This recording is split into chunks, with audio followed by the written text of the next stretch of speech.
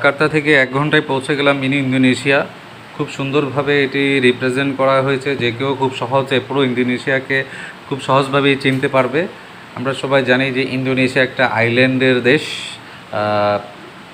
তো এইখানে ওইভাবে ম্যাপিং করা হয়েছে।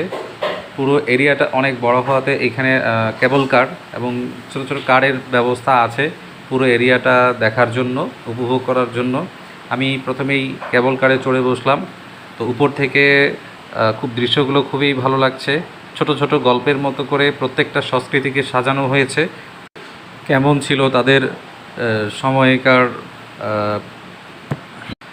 আর পুরো ইন্দোনেশিয়া কে ম্যাপিং করা হয়েছে। পুরো একটা ম্যাপ এখানে আঁকা হয়েছে। এই ম্যাপ দেখে প্রত্যেকটা আইল্যান্ড, ছোট বড় সবগুলো আইল্যান্ডের একটা ধারণা পাওয়া যায়। জাকার্তা হচ্ছে রাজধানী এবং কালিমান্তান হচ্ছে আরেকটি প্রভিন্স। এটাও অনেক বড়, বেশিরভাগই ফরেস্ট এরিয়া। তো নেক্সট 2-3 বছরের মধ্যে তাদের সম্প্রতি প্ল্যান হচ্ছে জাকার্তা ক্যাপিটালকে মুভ করে কালিমান্তানকে ক্যাপিটাল হিসাবে ক্যাপিটাল মুভিংয়ের চিন্তাভাবনা আছে। পুরো এরিয়াটা আইল্যান্ড হয়, যদিও দেশটা অনেক বড়, সে আনুপাতিক হারে জনসংখ্যা সে অনুযায়ী অনেক কম, বাংলাদেশ থেকে খুব বেশি নয়। পুরো জায়গাটা অনেক বিশাল এবং ছোট ছোট স্থপতিতে হেঁটে হেঁটে দেখে হয়তো 2-3 দিন সময় লেগে যাবে। তো কেবল কার থেকে দেখে আমার পাপুয়া দেখার খুব ইচ্ছে হলো, তাই ভেবে রেখেছি যে কেবল কার থেকে নেমে নিচে গ্রাউন্ডে পাপুয়া এরিয়াটা দেখব। আর এই ম্যাপটা আসলে খুব সুন্দরভাবে সাজানো হয়েছে।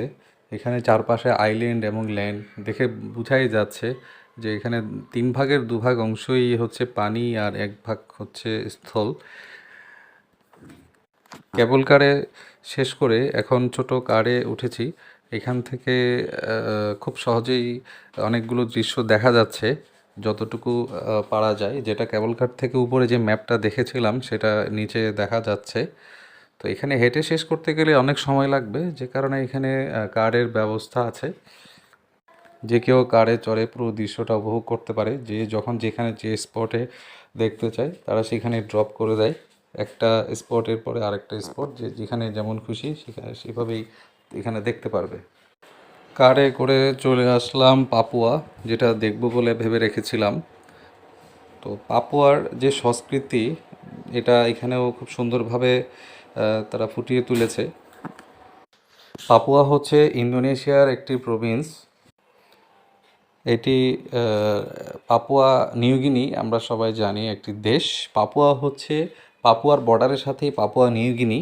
তো পাপুয়া হচ্ছে ইন্দোনেশিয়ার একটি প্রভিন্স এবং পাপুয়ার যে রিমোট এরিয়াতে এখনও এখানে যেভাবে দেখছেন ঠিক এভাবেই তাদের জীবনযাত্রা আছে।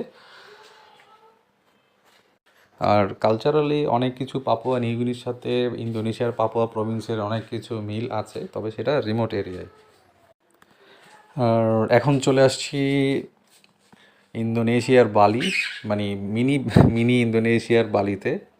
আমরা সবাই জানি ইন্দোনেশিয়া বলতে বালিকেই সবাই চেনে। বালির আদলে এটাই সাজানো হয়েছে।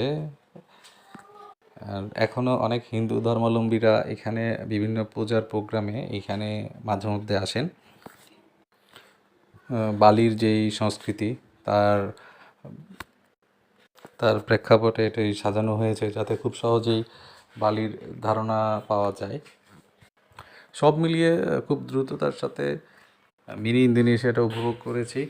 তো ইন্দোনেশিয়া দেখার সুযোগ না হলেও মিনি ইন্দোনেশিয়া দেখে অনেক কিছু ধারণা করতে পেরেছি এবং অনেক জায়গা সম্পর্কে জানতে পেরেছি। আসলে অনেক ভালো লেগেছে। আপনারা কেউ জাকার্তা আসলে মিনি ইন্দোনেশিয়া এটি দেখতে পারেন। ধন্যবাদ।